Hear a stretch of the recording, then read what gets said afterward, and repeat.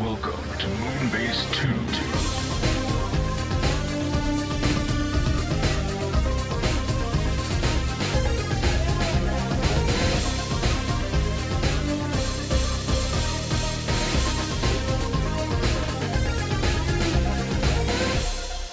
Hello everybody and welcome to the Moonbase 2 podcast. My name is Andy, Corporate Commander, TFW, and I'm joined by the empty space on my couch this week, as young Mr. Mikey is not going to be with me this week, and we didn't have time to get anybody else in, because I have a busy beginning of the week next week, so I was like, I better get this done, better get this knocked out, so you're just going to have to put up with my dulcet tones for this week's show and my bland slice of bread and butter kind of opinion on things, so I hope you can bear with me and try and enjoy it as best you can without the dulcet tones of Mr. Mikey.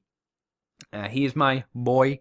If I was Kratos, if I was playing Bad Dad Simulator 2018, because I've been watching a bit of God of War streams and whatnot, because I don't have a PlayStation, and I don't probably at this point plan to get one, because I hear rumblings that a new one might be coming out at some point, but who knows? E3 will be the teller of this tale, I suppose. We're going to start off with Crappy Corner, a staple of the Moonbase 2 podcast, of course. It doesn't mean that the thing is crap, it just means I rate it lower than most things. So Hallmark, we know them for doing decorations such as Christmas ornaments and all that jazz. I don't know, they probably do other stuff. They do cards. I think they do cards. Anyway, that's neither here nor there. They are releasing another Transformers ornament to hang from your Christmas tree. This time it is Transformers G1 Starscream. I think we can assume that Skywarp and Thundercracker aren't off in the not too distant future anyway. Before we've had a G1 Prime, a G1 Megatron, a G1 Soundwave, and a G1 Grimlock, so it's not a huge surprise that, Starscream's coming. I would hazard a guess that apart from Skywarp and Thundercracker on the horizon in the future, Bumblebee's probably gonna be creeping in there as well, because he's kind of a staple to sell to kids, If you're wondering, he will be available in July of this year for, let's just round it up by a cent, $16 obviously from Hallmark.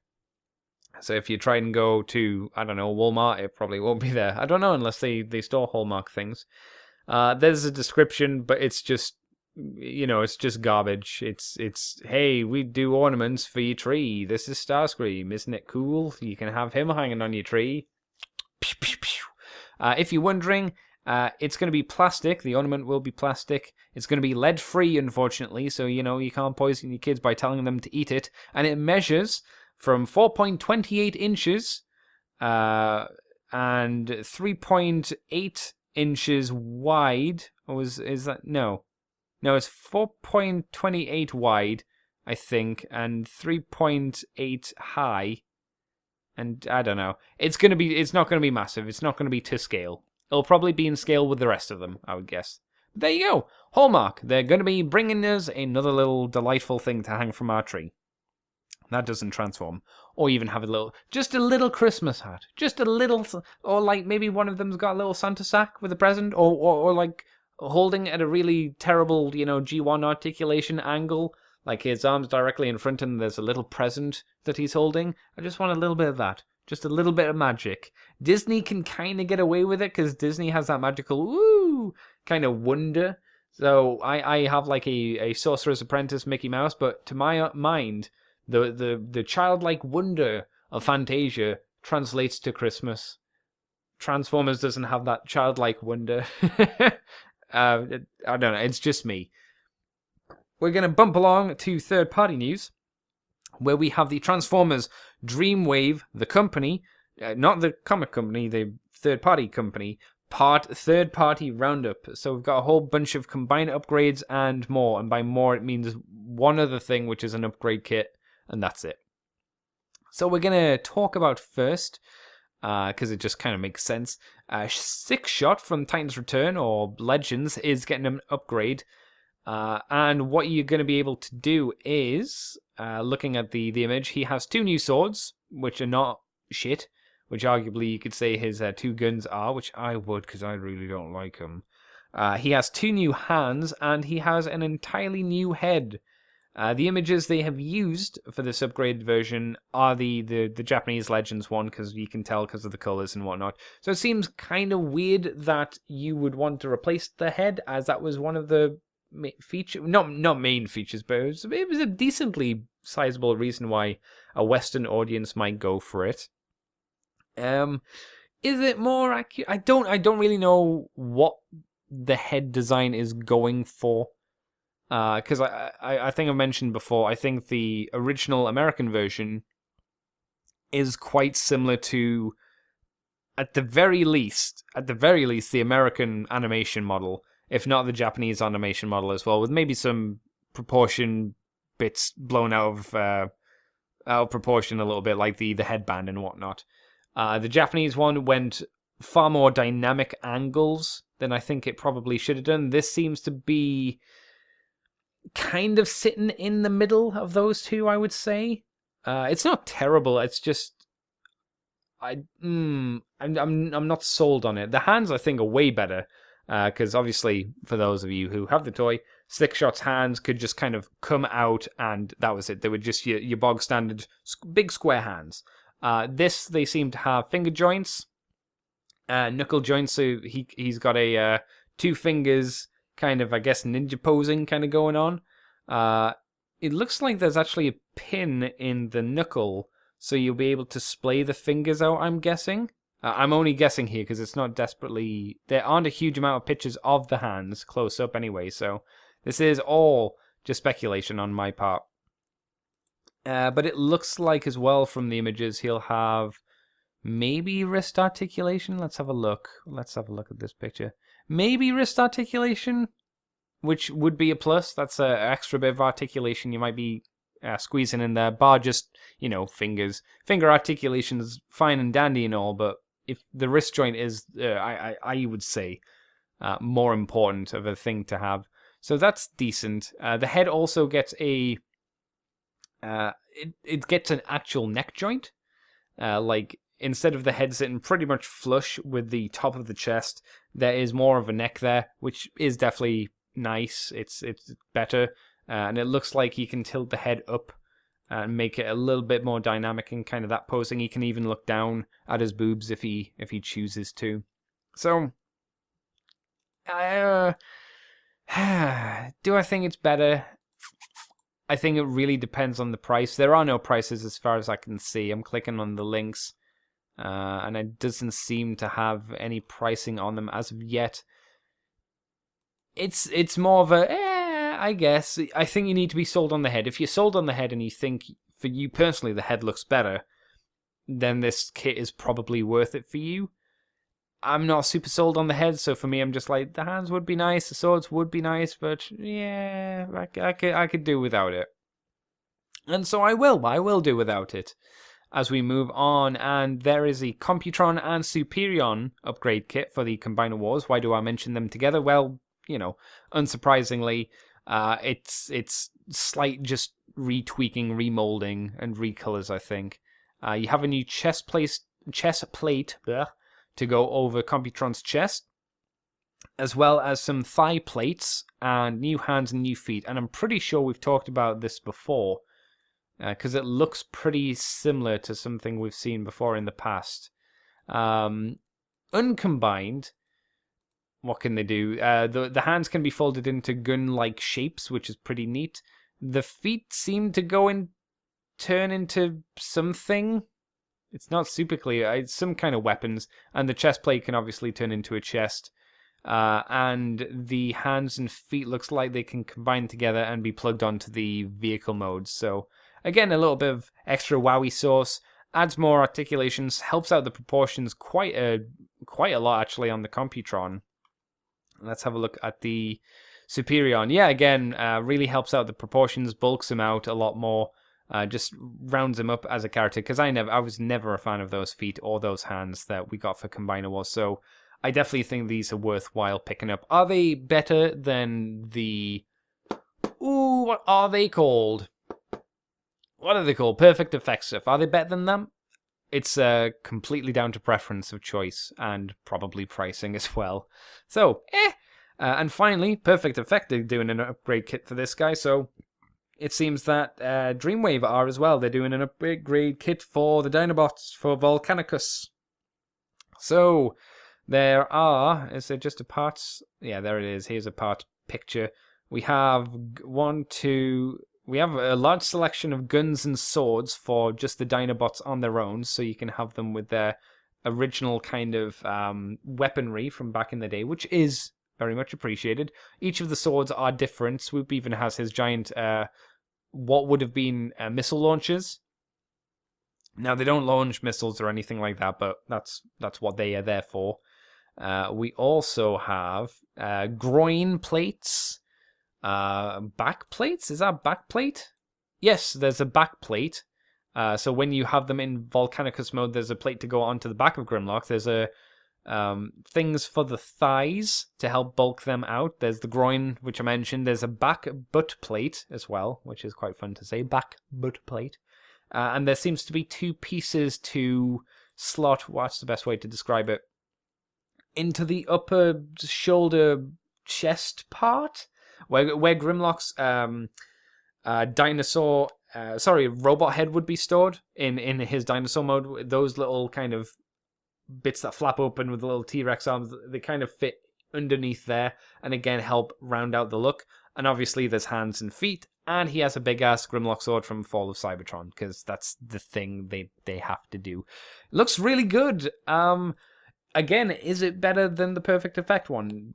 I think it completely depends on what they both look like when they're both out, fully finished and coloured, stood side by side to each other, because that's going to be the real thing. And probably should have mentioned this for all of the other things, just the quality of the material, because I don't know if Dreamwave Toy Company, third-party toy company, produce anything of if their stuff's shit, or if it's really good, or if it's just, it's fine, but it's not as good as Perfect Effect. All these things matter, obviously. But if the Dinobots were better, and I mean the Dinobots as in the Hasbro releases of them, if they were just better figures that I connected with more, I would feel much happier to buy this and get one of these upgrade sets to kind of oomph it out a little bit. But I'm going to do the smart thing and push them away and go, no, I don't need them. You don't like the molds that much, so just, you'll tough it out for Abominus, and that's it, Andy. Don't be silly. That's my plan, anyway. So, rapidly bouncing on, because there's no one here to bounce ideas off of. Fans Project are still a thing. Who knew? Certainly not me. So, Fans Project show off the Saurus Ryu O Beast Structor gift set. This is a recolor, I don't know if it's been remolded, version of their Dino King that's been done into Monstructor. You know, not a huge surprise, we all kind of knew it was going to happen. It's just been a very, very long time since Dino King actually came out, from what I recall. So it seems weird that it's got a release date for June 2018, obviously, with a price point of $349.99 US dollars, so $350 for 6 toys. I don't know if that's terrible or not. I mean, it sounds like a lot offhand, but you know. So what do we have? We have Beast Ichi, Beast Ni, Beast San, Beast Shi, Beast Go, and Beast Roku. So 1, 2, 3, 4, 5, 6 in Japanese. Clever. We have images of each of them, uncombined, you know, in the low robot modes, and they don't, in my opinion, don't look super impressive. Ice Pick especially, it doesn't look like this is a painted version of Ice Pick. Looks like he's the only one for some reason not painted, which is odd. You know, I don't think this looks like it's $350 worth kind of money. If it was a lot cheaper, I would be more tempted. And the thing about the Monster Pretenders and the Dino Force that made them cool were the shells. And unless we have stupid, cheap, they have to be cheap, stupid cheap shells, then it doesn't really give me that, ooh, yeah, this is sexy, it needs to get this, Andy. It just makes me go, this is an obvious thing that maybe should have been done a long time ago at this point. Fans Project, I don't know and I don't know how to feel about them as a company at this point, as most of their stuff just doesn't hit it with me, and they don't produce a lot, especially compared to other third-party companies. So, I don't know. But we'll move on to some Americano news, as Machinima show off, or at least give a release date, a premiere date, if you would, for Power of the Primes. They are actually jumping on board this fairly quickly, and they're actually going to do it before the line ends, which I'm sure is surprising everyone. It surprised me. I was like, really? They're actually going to do this while Power of the Primes is actually on shelves? Granted, Toys R Us is dead, but you know what I mean. You know what I mean. So via their Facebook page, there was an official announcement that it's going to start on May the 1st, which is a Tuesday. We've got a short clip, apparently, of a battle between Victorian and Trypticon from Titan's Return Episode 8, which I don't know why that was mentioned. I was looking at it. It was shared, I think, on their Facebook page, not on TFW's. And it has the logo Transformers Colossal Action. The premiere date was shared via the video's description, so I honestly thought when I saw this video, I was like, I'm pretty sure this isn't Power of the Primes. This looks like stuff I've seen before. This looks like the fairly mediocre fight between these two. So it's good to kind of nail it home and go, yeah, you were right, Andy. You have seen this. Yay! Your memory isn't as tat as you think it is. I mean, it is. It is, but never mind. Not a lot of information there. If you want to check out the video, you can. No real information on where it's going to be premiering. We'll go with that. Premiering. But I would assume Go 90, unless Go 90 is dead, which I think I remember seeing a few people say Go 90 was dead. But I would argue that Go 90 was dead like 2 years ago, when if it was 2 years ago, however long ago it was when Combiner Wars started. Yeah, I'm going to stick with that. There's also been a little bit of an announcement that Dinobot Sludge, Dinobot Sludge, is to appear in Machinima's Power of the Primes. Not a huge surprise, since, the Dinobots are in the toy line. You can even see there's a jaw of another Dinobot in this very incredibly cropped image, with a very evil Overlord face here as well. Sorry, that was completely off track. Sludge going to be voiced by Frank Todaro. Haha, I can say words well. They mentioned in the story as well that Overlord's face and another Dinobot. I would assume it's probably Snarl from the look of the squared off jaw. Maybe Slag. Yeah, maybe Slag, but I would imagine Snarl. Frank commented on his role. Just look at the punim. Look at the punim. I have the honor of providing the voice for the stompiest, trompiest, and most spectacular Sauropod. Damn, I should have Mikey here. This side of Cybertron. Dinobot Sludge in the next exciting chapter of Power of the Primes. Prime Wars trilogy. Power of the Primes. First episode's debut, blah blah blah, whatever. Coincidentally, the same date I did about 40 years ago. Check it out. Yeah. Okay, cool. There you go. So that's all the information we have for Power of the Primes at the moment. I'm sure it will be of the same quality and style and everything you've come to expect from the previous two in this trilogy. So look forward to that. I mean, if there's people who genuinely like this stuff, I'm sure that they are pretty excited about it. But from my perspective, I'm like, okay, here's another one. I'll watch it. Would I watch it if I wasn't doing a podcast? Yeah, I'd probably skip it, to be honest. But yeah, never mind. As we move on to Power of the Primes, Nemesis Prime, we have full packaging, images, and full stock photos as well of him. There's no purple pen being scribbled over this guy this time, thank God. So, what do we have? We're shown what he looks like in Orion Pax mode, in quotations. The difference is he has a different head. It's still Optimus Prime. He's still got a mouth guard, faceplate kind of thing, and that's about it. Still, I think, looks a bit more visually appealing. Not saying it's something I'd need to get I'd be much more open to buying this than the Optimus Prime version, as it looks quite neat. But I wasn't super sold on the mold itself. So the fact that we get the Arms Micron Minicon Giza doesn't really sell it to me. Nor does the fact that he does have some quite cool Power Master Prime cannons and an extra sword or two. It's okay, but again, a very skippable figure for me, from my perspective. But looks nice. It looks like it's well done. And if you're a collector of Nemesis Primes or Scourgy, that sounds wrong. Scourgy. If you're a collector of Scourgy, then this is probably a must-have for you. Or if you just think it looks cool, you'll probably grab it, I'm sure. So we got a little bit of information on what's going to be happening to Mr. James Roberts with IDW. As we all know, the current run is coming to an end. James Roberts mentioned on Twitter that he will probably be stepping back from Transformers, which kind of makes sense because he's been doing Transformers for a pretty long time. Optimus Prime will be ending with issue 25, and so will Lost Light. Lost Light will end with 25 as well, and then we will have the reboot once we've had the rest of that Unicron stuff, done.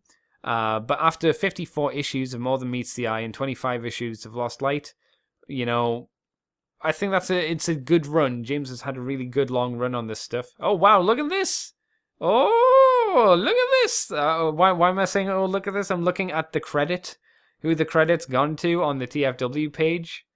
On the thread, and it says, credit, G-Wolf V2. I mean, it's the wrong version of Mikey, but I'm like, oh, look at Mikey. Getting all that sick credit. Dirty little Mikey. If it's my Mikey. I can't tell. He doesn't have a silly photo for his thread page. But yeah, James, he's going to be heading out, which is fair enough. I saw Chris McFeely mention this, and I kind of agree with him. He's done his big run. It would be weird to say, okay, James, do your ending for your Transformers, and now start it up again. It's a good time to, I guess, move the writers on and getting new talent to, again, have their shot at doing something Transformers-y, I suppose. And we can only hope that it will be good. That's all you can hope for these things. We might get a better writer, we might get a worse writer. It might be different in a good way or a bad way. But yeah, doesn't mean that James doesn't want to do Transformers in the future, I'm sure. I'm sure he'll be open to doing it at some point if he was called back to do something. So that's good. So we'll move on from that, because we are burning through the news. We're burning through it like it's on fire. Because I don't need to ask nobody nothing. No one's holding me back. No one's got thoughts on this. It's so lonely. It's so lonely doing this. It's not. I'm just joking a bit. So we move on to our last two bits of news, and I don't really have much to talk about this week. So yay! So we have Andre, and this is where I butcher a name because that's the way that Andy rolls and how the cookie crumbles. Andre Sogliuzo.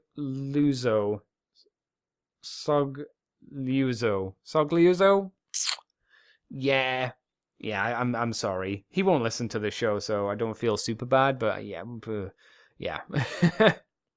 For those wondering, this gentleman, Andre, will be heading to TF Nation this year in August, and if you're wondering, he was the voice of Revenge of the Fallen Sideswipe. So we've had Mark Ryan, who did The Fallen and Bumblebee, Jetfire and Bumblebee, and a few other characters here and there from the movie, and we're getting another dude who did that stuff as well, which is kind of cool.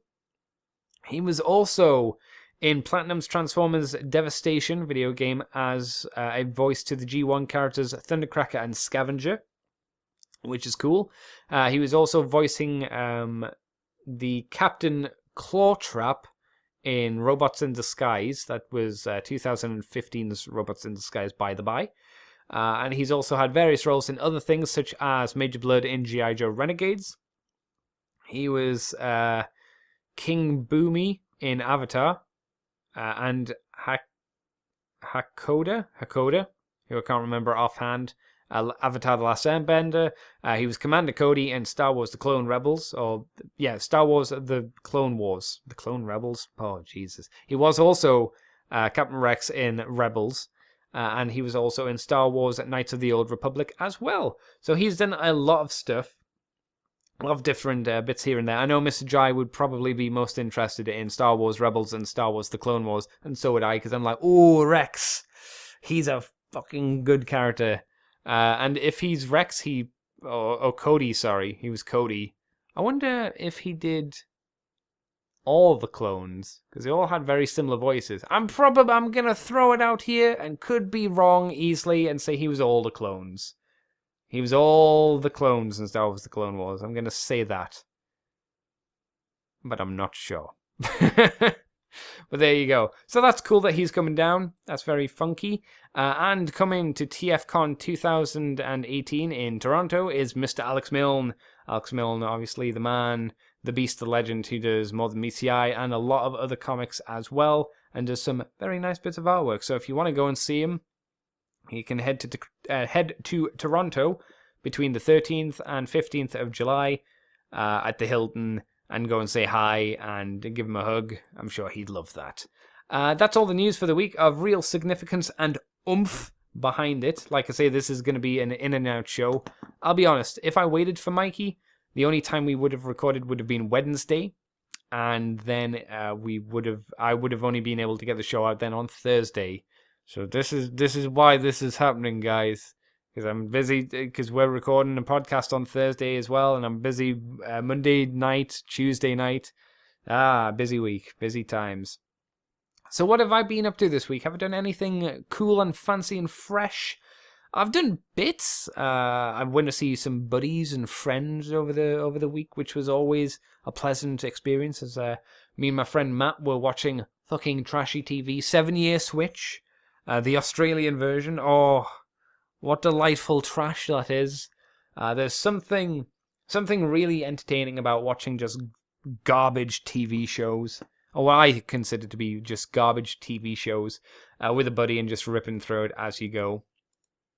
I don't know. I find that a lot of fun. Or I can do. It needs to be a specific show, I think. It can't be too trashy. It needs to be that perfect level of trash. And I think I need to be in the mood for it as well. I think that has something to do with it. So I did that. That was a lot of fun. I've been watching some dudes play God of War, the new one. It looks really good. It looks like a really good, solid game. Kratos is a very different dude than he was to God of War 3 Kratos, which I also watched a playthrough of recently as well. Man, I forgot how fucking balls to the wall gory 3 was, like pulling out eyes, just pocketing them, cutting yourself out from Kronos' stomach and his intestines blobbing out, ripping the head off of who was it, Helios? Like Jesus. This new one's still quite gory, you know. Kratos slams his axe through some creatures' mouths and stuff, but it's not that oh my god kind of level of balls to the wall kind of gore. But the facial animations on Kratos are really, really impressive. They convey a lot of emotion. And I really like the guy. I don't know the guy's name, but the guy who played Teal'c in Stargate SG-1, he does a really fucking good Kratos. And so far, it is what I would call Bad Dad Simulator 2018, as Kratos is not the best dad. Mikey mentioned that he didn't like the kid. He thought he was a bit up his own ass, and I didn't mention it to him because I was going to talk to him, or talk about it with him on the show, but that didn't pan out. I was going to say that, yeah, you know, his mum's dead, and Kratos kind of withholds affection quite incredibly. Like, there's 2 or 3 times I've seen, like, Kratos is about to put his hand on the boy's shoulder and be like, have a good father-son moment kind of there with him, but then just pulls back and you're like, oh, Kratos, that says so much about you. That says so much about you. It's really good. The guy I'm watching is playing it on the second hardest difficulty, and it looks unpleasant. Like, you die real quickly on just the second hardest difficulty. I imagine on God of War mode, which is the hardest, that would become irritating quickly. Very pretty game as well, and I like Norse mythology, there's a lot of stuff they are doing and have done and can do with Norse mythology, so it's nice to see all that kind of stuff, because you have all of the 9 realms, which basically translate into here are 9 potential levels or 9 potential areas. So it's very, very impressive little game. And I say that, not enough to make me drop like 300 or 200 or whatever on a new console for one game, but you know what I'm saying. You get me. Did I get anything as I'm flicking around the pages? I got a Figurize effect stand for Perfect Cell. I held off on doing a video on the Cell because I was like, you know what? I'd like to see what these Figurize stands are like. It was only £8, so it's like, whatever. Posted, it's like, sure. So what it is a hexagonal clear base with a load of pegs and ports in it. Not pegs, just ports. Only ports. And then you have let's call it the yellow Super Saiyan kind of energy aura effects parts put around it. There's also a stand, so you can actually have Cell in a flight pose, and he'd be nice and secure in that. And then the coolest part is the fact that you get lightning effects as well, so you can peg those into the base and make it look like there's lightning effects kind of bouncing around him. Now, they're yellow as well. Maybe it would be better if they were blue, but if you can get a blue aura effect, which has blue lightning, so maybe it would look better with blue. I don't know. Anyway, it's quite a neat little stand. They give you extra arms as well, so you can position. You can position these things at different area, like different. You can extend them outwards further with these little extension things, so you can put them onto ports on the stand, so you can have them higher up as well. It's quite nice. It's not bad for £8. And there's 4 different versions. Let's just call it yellow lightning, blue lightning. There is a purple aura effect that has ground explosion effect parts on, so it's like rubble and stuff you can kind of have instead of lightning, which is kind of neat. There's a clear energy aura effect, and the main thing with that is you get little explosions, which are granted just translucent red and would look better if you painted them, but again, it's like, that's quite nice. That's quite nice. As they function with model kits, and I'm pretty sure they function with figure arts or anything kind of Bandai related, as long as they have a stand port and peg system in them, you'd probably be fine. So they probably work with most modern Transformers as well, I would guess. Haven't tried it, but I'm guessing that's probably the case.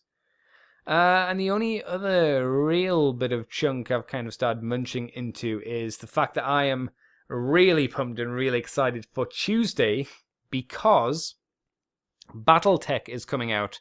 Battletech based on MechWarrior, based on Battletech the board game.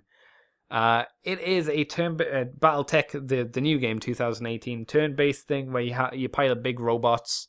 Very XCOM-y-esque, but not XCOM. There's no hiding behind cover, etc., etc.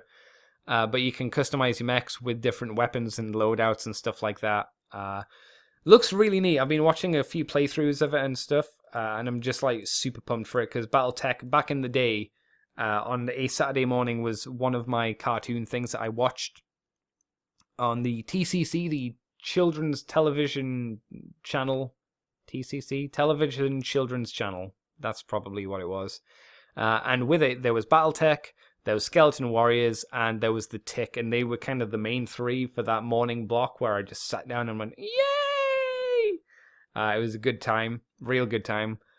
So that's why I have an affinity with it. I was always bummed that Battletech only got the 113 episodes, but I enjoyed it. I really liked the show. It was the first time I saw CGI in a cartoon, and I'm pretty sure it was before Reboot happened as well. Not entirely, I'm not 100% sure on that, so I could very well be wrong, but they did this thing where they went enhanced imaging, and it went into CGI, and I was like, oh shit. And the fact that everything was really slow and blocky was okay, because they were all big, slow, chunky robots anyway, so it's just like, whatever, who cares? I really enjoyed it. And that's why I'm looking forward to the game. I love me some turn-based strategies. I love me some big robots, especially these big, fat, clunky robots as well. The only bad thing about it is, and this will only mean anything to anybody who knows anything about Battletech, is there are no clan mechs. So the ones from the cartoon, who were the bad guys ones, like Mad Cats, Thors, Hunchbacks, Vultures, and the classic Toad, will not be in this version because it takes place. Apparently, Battletech has a massive lore behind it. Massive lore. Which I watched a video for and thought, oh, this is quite interesting. It's not Warhammer or Warhammer 40,000 kind of deep and interesting, but it's on that level of, oh, that's really cool. I like that. That's a lot of thought behind it. This takes place before the clan wars happen, so as far as I'm aware, anyway, none of that stuff's going to be in. So, yeah, I'm really, really excited for it. Looking forward to grabbing that on Tuesday. Well, I'll probably put in a pre-order because there's a stupid skin, and I'm like, well, I've got the money for it at the moment, so sure, why not just get it and play it as soon as I can? So yeah, really, really jazzed for that. Probably going to watch Battletech again, the cartoon series, at some point in the near future. That's what this is. If you ever played Mech Commander or Mech Commander 2, it's like that, but just turn it into a turn-based instead of a real-time. And I had Mech Commander 2, and I really enjoyed Mech Commander 2. The only thing I think this is missing that the Mech Commander 2 has over this is there was FMV sequences, because, that's what they did back in the day, and we don't have FMV sequences now in video games, which I think is a bummer.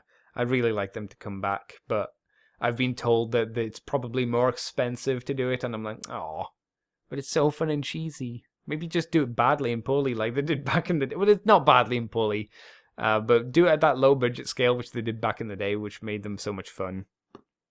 I'd like to see that anyway. I really would. And I've been continuing on Dark Soulsing. I've been doing more Dark Souls when I have the free time to do it. When I have an hour and a half free, I can actually sit down and do something like that. So that's been fun. Did I watch anything? I don't think so. No, I don't think so. I'm just preparing at the moment to get back into Kamen Rider. I haven't as of yet, but I'm preparing for it. As there's a number built up of episodes, so looking forward to jumping back in on that in the not too distant future. And I think with that, guys, I'm gonna call it an end of the podcast here, because no point dragging this on. It's a nice, quick and short, in and out kind of podcast. Luckily for me, there's not much editing behind it, so it's like, woo! All sorted. Here we go. Upload tomorrow, boys. No issues. That's always a plus. Oh, I did play Devil May Cry 2 around at my friend Chris's house this weekend. Oh, that's not fun. That was really not fun. No, I did not enjoy playing Devil May Cry 2 at all. We went through, he'd already started it, so we went basically from mission 5 all the way to the end, and I kept asking Chris, so what's happening? What are we doing? What's going on? And he kept looking at me saying, I don't know.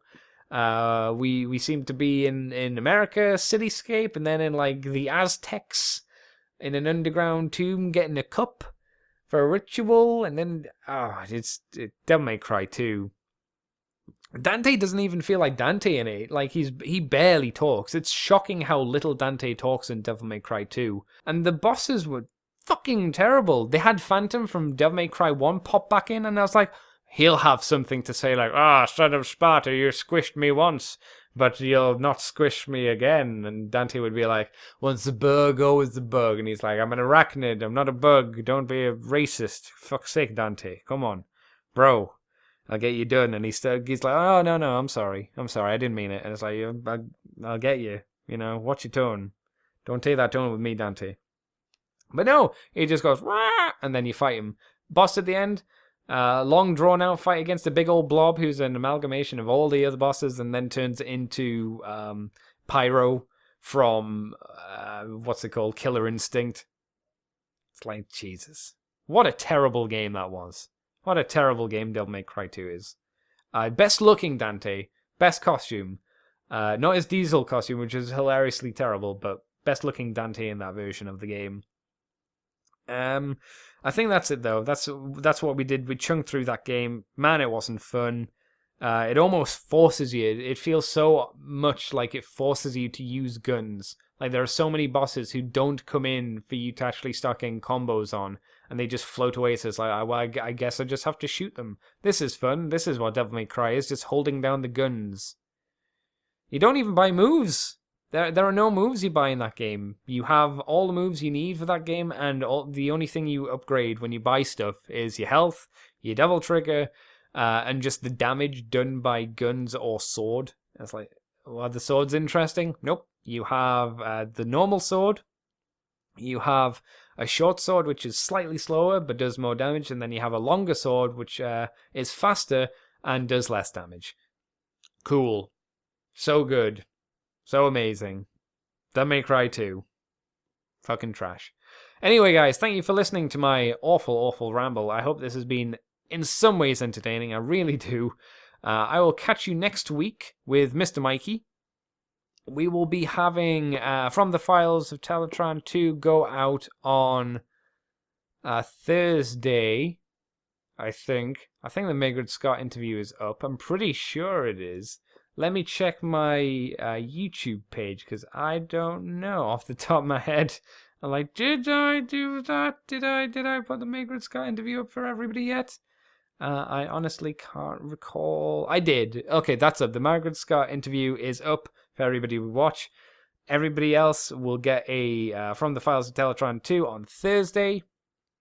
And Patreon people will be getting probably on Thursday, Friday. You'll be getting it Friday because we're recording on Thursday. You'll be getting the Moonbase Woo Woo on Dragon Ball Super. That's what you'll be getting Friday. With any luck, if I get everything edited and uploaded and all that jazz quickly enough, that's what will happen there. So, if you want to find us, you can head over to Moonbase 2 on... so here we go. Let's do it the normal way. You can find me on CCTFW on YouTube, on Facebook, and on Twitter. No, on Facebook you can find me as Andy if you really want to. You can find this podcast on the Moonbase 2 forums. We're on Twitter, we're on iTunes, we're on Facebook, we're on Libsyn, we're on most of those fancy RSS feeds. We're on YouTube as Moonbase 2 Transformers Podcast. You can send Mikey an email via the email, however that is. I don't say that, so that's not in my mind. I have no idea what that is. But if you listen to the show, you should know. If you're new to the show, check back one episode prior and you'll figure it out. And you can obviously send messages to me and Mikey via Twitter and whatnot, and other ways like Facebook or over the Facebook actual Moonbase page. You can do that as well. And if you want to help out the podcast and get things like From the Files of Teletran 2 with the extended Visionaries thing, and get that a week early, as well as get interviews a week early and Moonbase Woo Woo, head over to patreon.com/Moonbase2. $2 each month will net you those rewards, if that's what that's what they're called, I guess. Rewards sounds weird to me. And if you want to see all my nonsense and woo woo, head over to the ccbunker.weebly.com. And ladies and gentlemen, I've been talking and rambling for a long time, for 43 minutes. It feels like so much longer, and I'm sure you're thinking the same thing as well. I would say thank you for listening, and I will catch you later, probably next week, everybody. Toodle pipskis. Peace! You are now leaving Moonbase 2.